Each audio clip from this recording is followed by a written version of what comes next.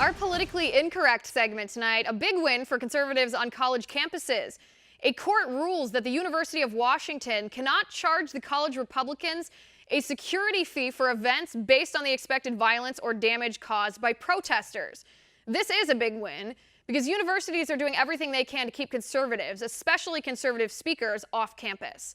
And a favorite tactic used by the left is known as the heckler's veto, where protesters cause such a disruption, violence, danger, and vandalism that the school shuts down the conservative event instead of controlling the violent protesting mobs. Now, a court rules in the conservative students' favor. The heckler's veto can't be passed on to the college Republicans in the form of security fees.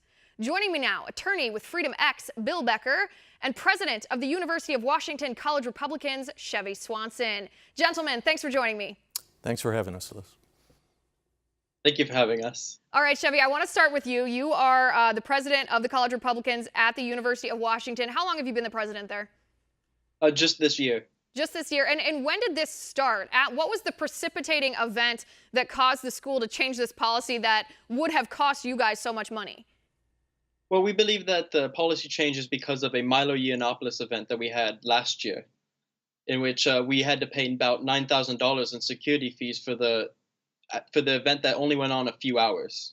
Right, and that, of course, was the event where there were many Antifa-related, if not affiliated, mobs outside, that a lot of violence happened, and essentially the university blamed you. Bill, that's where I want to turn to you. We talk about often on the show this idea of the heckler's veto. It's a favorite tactic used by the left to try to shut down conservatives, where they pass on the blame or the responsibility for damage caused by other people to these conservative students who hosted the event. That it cannot be legal. That cannot be constitutional.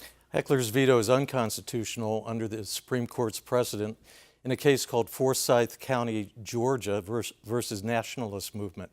In that case, people were protesting a parade celebrating Martin Luther King Jr., and the county government in that case decided to create some rules that made it virtually prohibitive for people to participate in those kinds of events again. So that's the precedent in this case.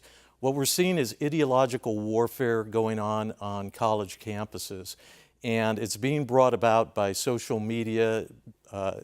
They are encouraging people to gather through this group called Antifa, and they're threatening violence against the student groups who sponsor conservative speakers like the College Republicans and Chevy Swanson. So what we have to do as lawyers now is try to convince courts that the universities, by imposing onerous security fees or other conditions in order to allow conservative speakers on campus, we as lawyers have to convince the courts that that is unconstitutional. And we succeeded in this case, at least at the TRO stage, and we hope to succeed throughout the lawsuit. Right, and I neglected to mention this, by the way, for our viewers' knowledge, that Bill is actually representing the College Republicans and representing Chevy in this lawsuit. Chevy, let me ask you, so you guys are planning to host another event similar to the one that you hosted for Milo Yiannopoulos, correct?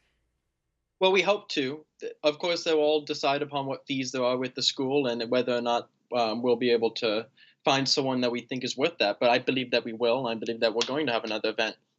Right, and that's how you found out about this increased fees. That's what I'm going for here. You found out that the universities had revamped their policy and that you could actually be charged, your College Republicans group could be charged for the activities of protesters, or that the school would charge you security fees based off of their actions, right?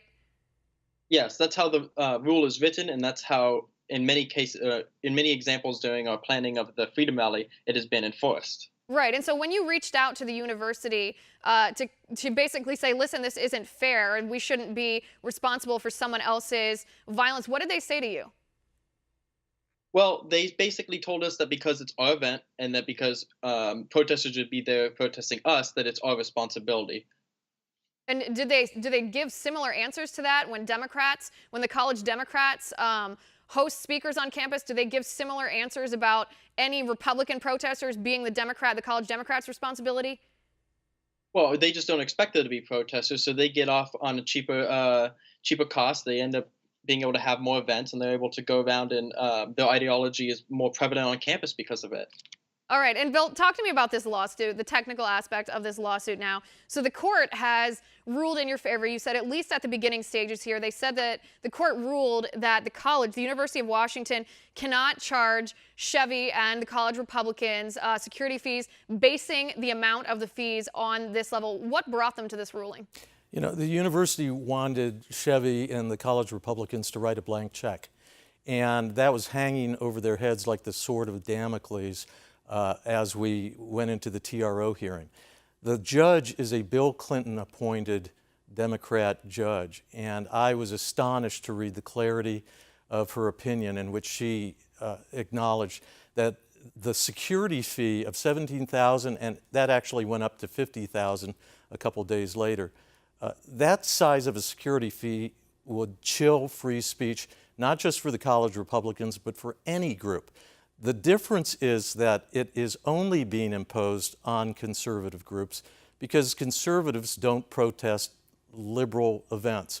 So that's where you have an imbalance in the equities, and that means that you don't have equal protection. So we've got a few constitutional theories to go after here and in other cases. Right, and Chevy, I want to drill down a little bit on a phrase that Bill just said. He said a blank check. Does this school policy actually allow the school to give you a quote for how much security would cost and then arbitrarily, say a week or 2 weeks or a month later, change that cost?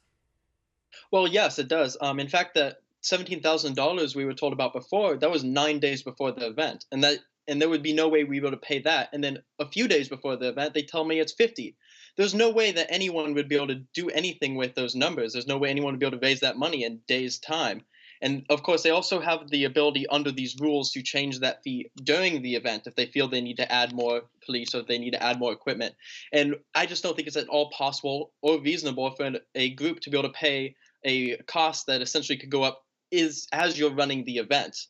No, that's not only unreasonable, that's literally insane. That is insane. That's the most ridiculous thing. I'm glad it didn't hold up in court, but theoretically, I guess, this bothers me too, sitting from the outside. I mean, same generation, few years older, but it bothers me because it seems to give protesters the incentive to be violent, not just to come out and make their voices heard, not just to come out and protest you verbally, I guess, and say, listen, we don't agree with you. It gives them incentive to be vandals, to attack people, to punch people they don't agree with, because they know if they are violent, the school is going to blame you and cancel your event.